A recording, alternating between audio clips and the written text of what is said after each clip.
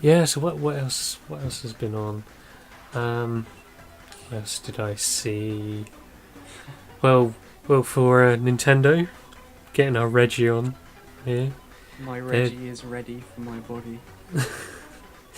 um they're remaking the two new Pokemon games. Yeah. Pokemon Ruby and Sapphire, which I feel old now. They were 10 years ago. No. They were 10 years ago now. Ruby and Sapphire, and that was the Gen 3 region. So Yeah. they're being remade now onto the 3DS. The sad thing is, there's going to be loads of kids that buy those games and going to think that they're completely new games. Maybe not. Well, I don't yeah, there know. will be, because they won't have been alive when those games came out. Some of them, or at least old enough to know of them. I have to say, as a Pokemon player, there are without a game on the DS that's had a Gen 3 region as of yet.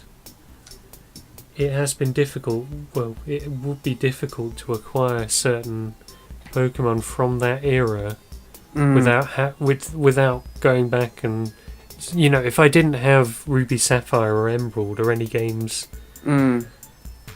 before the first DS games, which are Diamond and Pearl, it would have been difficult, because this is the first time that we've been able to get back to this region. Yeah. I mean, there's been Pokemon from that region released into the newer games as well, Pokemon, because they seem to mix things up a bit. The good thing now though is that they've finally done what everybody was asking them to do for years and years, and make some kind of system whereby your Pokemon aren't tied down to a particular save on a game. Oh yeah, this is the best thing. Because now we've got the bank. That means that you can transfer things onto there. Yeah, it was so difficult before, because every time you could transfer Pokemon over to the next game up, but they'd have silly things that were so tedious, like you could only transfer over 6 Pokemon a day, and they'd make you do some silly little mini game. And when you've got as many Pokemon as I do, where you've got more or less the whole Pokédex up until the latest generation, waiting to be transferred over to the new game, Yeah. that's going to take a very long time. And I'm really grateful for the Pokemon Bank. Because it was really stupid, because they made that My Pokemon Ranch, and you could transfer from all the games into that. Yeah. But it had some system whereby you could only take them back into the save file that they came from. And if you deleted that save file, you could never get them off the game. Yeah. Or at least get them onto another game. Yeah, they've stopped all that now. We're up to the point now where we've got a decent Pokemon transfer system for these games. Yeah, and that's promising, and they definitely, like you said, needed to bring that generation back, because those ones are so expensive to buy now, aren't they?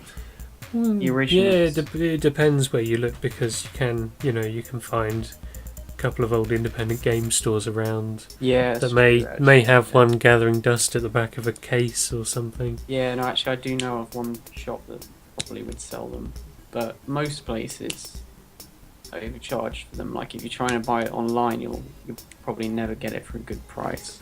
Well, yeah, because I'm finding that problem with finding a Nintendo 64 cartridge for Majora's Mask, Legend of Zelda. Yeah, it's never under £40, is it? No, this is the problem. Yeah, I want to play that game as well. And everyone goes, "Oh, just ROM it," but I don't want to do that, because No, I've got my N64 all set up here. I've kept it in lovely condition, no dust on it at all, perfectly clean. It works. Yeah, can't have any dust on it. Anyone? No dust. Yeah, it still runs everything. I've got it set up. That's the only console I've got in my room, aside from my 3DS and my laptop. So, yeah. Reggie would be proud. Yeah, he would. You're doing it right, Kyle. To see the smiling face appear on the screen. Oh dear. He has a wonderful face. Oh dear, he must have known when he took that picture. Hmm. He must have known. So this is going to be a meme.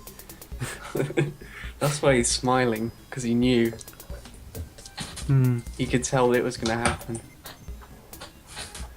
So yeah, other games at E3 include, well, they're bringing back Conquer in the form of this odd kind of project game where you make your own adventure, sort of. I thought there was like a hoax or something. Well, no, this isn't a hoax. This is a actual game. It reminds me a little bit of Landmark and EverQuest.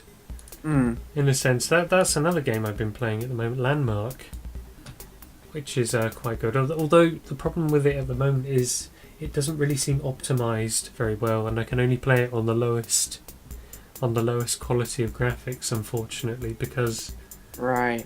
even though I've got a decent laptop and everything, which is really unfortunate. Hopefully that'll be changed at a later date, and I'll be able to play it. Cool. So they've been teasing a new Legend of Zelda game on the Wii U. Yeah, the new And 3D one.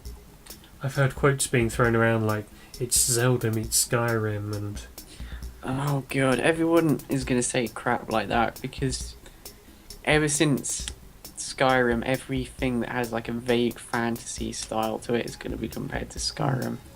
I mean, I still play Skyrim every now and again, and it works brilliantly with my Oculus Rift.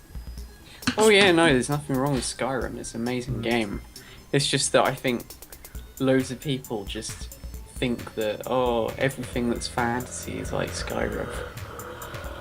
Oh, Ooh, somebody's pulling up. revving up. What else have I seen? Ubisoft showed a trailer of Far Cry 4. It seems to be set in the Himalayas. That looked very, very good. I'm still waiting on Blood Dragon 2. Oh yeah, you know, that's one game. I've got a load of games on my Steam library, and I've just never played them. They've just sat there since sales and whatnot. Far Cry 3 is one of them. Lord of the Rings War of the North is one of them as well. I've got the whole Armour 2 collection that I still need to go through. And, you know, I might just... One day, I might just say, you know, I'm going to do videos on these. I might brave doing the single, you know, the solo playthrough kind of things. I'll try and be as brave as Tom and... Oh, yeah. Yeah, you go first. Yeah, I was just going to say, because I started doing those and then I got so far with them. Cause that was when I was away in Austria. that was because I was doing them on my PS3 and then that broke. So I couldn't carry on with them because I was using a capture card for that. And I don't have one. I haven't got around to buying Bandicam computer yet, so... it's very good. I don't know, it's just having the disposable money to spend on it. Yeah, that's true. Something. Yeah. Here's one that you will really want to discuss. I know this is one you're probably hyped about. Star Wars Battlefront. They finally officially announced it. Yeah. Battlefront 2. Is that gonna be... is it actually gonna be proper Battlefront, or is it just gonna be in name only? They haven't called it Battlefront 3, which was in production at one point, but 3, not 2. What am I talking about? Yeah, I mean it was in production, Battlefront 3, but it was axed, unfortunately, and we have been blessed with a brand new one. See, that wasn't the one that I did want to play it, but I was more excited about what was it? The other game that they were doing. Made up of weird numbers, wasn't it? It was weird numbers that they I can't even remember now. It was something. Yeah, it was. Hang on, I'm just looking it up now. Oh yeah, 1313. Yeah, that was it. Yeah, it was the one where it was like set in Coruscant, and you could play as loads of like bounty hunter type classes. So it wasn't really focusing on Jedi, which is what nearly every single Star Wars game, apart from stuff like Rogue Commando. Yeah, pretty much everything other than that has always been about Jedi. There was also Bounty Hunter, wasn't there? That was it. That was it. Project Spark. This is this game where you'll be creating the game yourself, and they've added in Conquer. Not even reloaded. Yeah, because they made some references to it in that sequel to Banjo-Kazooie, didn't they? Nuts and Bolts. And John recently posted up a short video where he had a bit of a freak out about it. Oh god. I can imagine. As he does. His freak outs are the best. Just the way he reacts to stuff. My favourite was the one where Mr. Clean started chasing that guy. Brental Floss was Mr. Clean.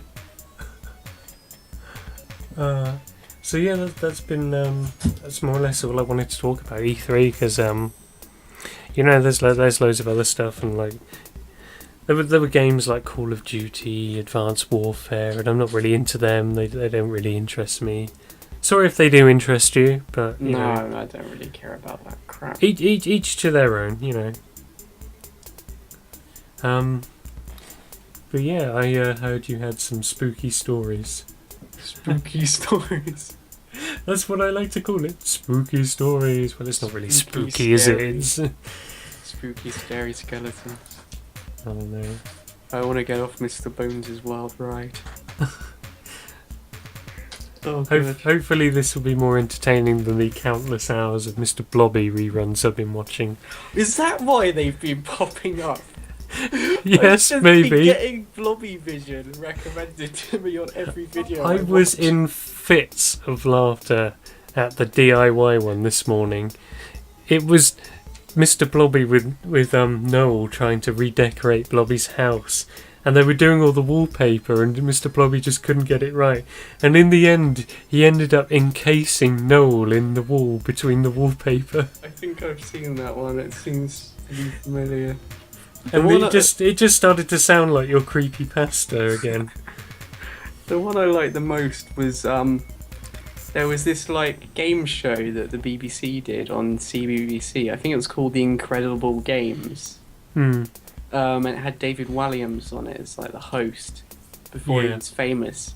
And the premise of the game show was that they had these kids and they get in an elevator or a lift. Yes, I remember this. I shouldn't say elevator, that's American. And it goes up, and on each level there's like a different really bizarre, surreal game that they have to play. And in one episode, they're going up in the lift, and then suddenly the door gets like broken open. Mr. Blobby just comes in and attacks. Oh, I remember this. And doesn't David Walliams? He's on like a computer screen, and he has weird spaghetti-like hair. Yeah. It was like something out of a nightmare. I was like, fucking hell. Like back then, everyone thought it was hilarious. Like, he's Mr. Blobby, fun children's character. But you look at him now, and he's actually pretty terrifying. You're not the only one who thinks that. There are quite a lot of people who think that. Like, I must be just crazy, because I still think it's hilarious. Oh yeah, he is. But you got to admit, there's something pretty fucking disturbing about him at the same time. So what is this about? You have a couple of weird random stories to share, I hear. Oh god, yeah. Yeah, so we were at MCM recently, weren't we? Oh yes. Yeah. Which was it was a pretty fun event. I got to finally meet Ashens. Yeah, we keep seeing him at Yeah. MCM, and he Like- just gets so crowded over, and I mean, this is the third time I've been to an event that he's been at. I was at Eurogamer a couple of years ago as press with James, and he was there, like in the press room, and I was going to go over and say hello, but I just missed him. He walked off before I could go over and say hello, so that was disappointing. But yeah, no, I finally met him this time. He gave me the last copy of his Blu-ray. Did you get it signed? Yeah, I got that brilliant. signed by everybody, including the weird, I think that weird bald-headed guy who keeps He popping appeared up in another video recently Yeah. when he was doing the loot crate. Yeah, he was in the Lego one as well. He popped over the top of somebody's face, like Millhouse or somebody. But he was there at MCM, and I really wanted to ask what that was all about, but he wasn't there when I went over to talk to him, so... But anyway, yeah, so towards the end, we all went to this bar called The Fox. You'd already gone home at this point. Yeah, I had to go home. I bought a sword, and that's the weird thing about MCM. They got really strange this year with security, and so when I wanted to buy a sword, because the one I wanted was Altair's sword from Assassin's Creed, and I just had to have it. Yeah. So you buy the sword, and you go over to. They send you over to this other place where you had to queue forever to get it. And they were just fumbling in the back room and trying to find it. And then as soon as you'd got it, you had to line up against the wall and wait until they got enough people. Then they cut your wristband and they'd escort you from the premises. So what do they do if you bought the weekend pass? I didn't...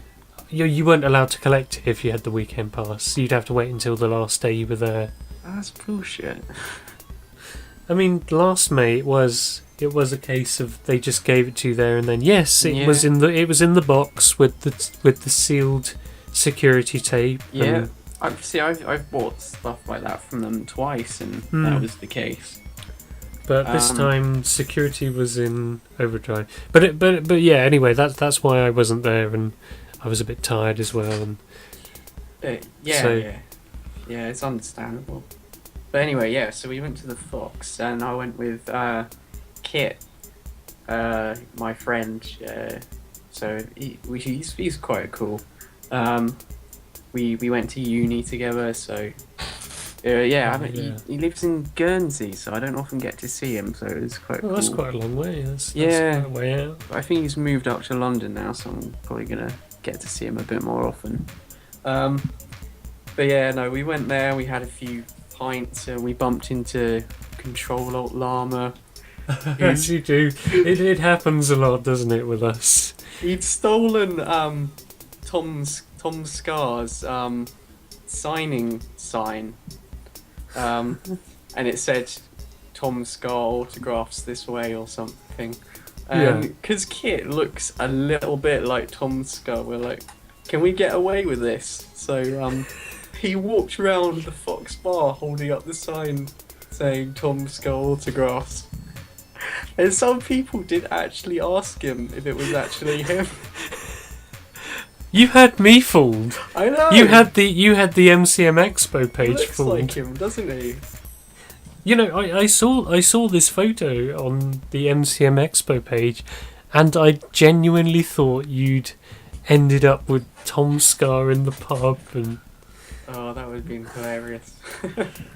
But yeah, anyway, and oh god. I mean, this is the first time I've heard you've had me tricked. You've had me trolled for this long. I had no idea that it was just Kit. Yeah, it was him. See, that proves my point. He does look like him, doesn't he? Yeah, now that you mention it.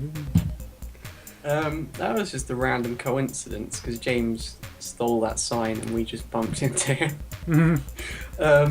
How he gets away with this I kind of don't stuff. know. He did it right in front of him as well, because apparently Tom Scar was like, "Hey, what are you doing?" And James was like, "I'm taking this." And he was like, "Oh, okay."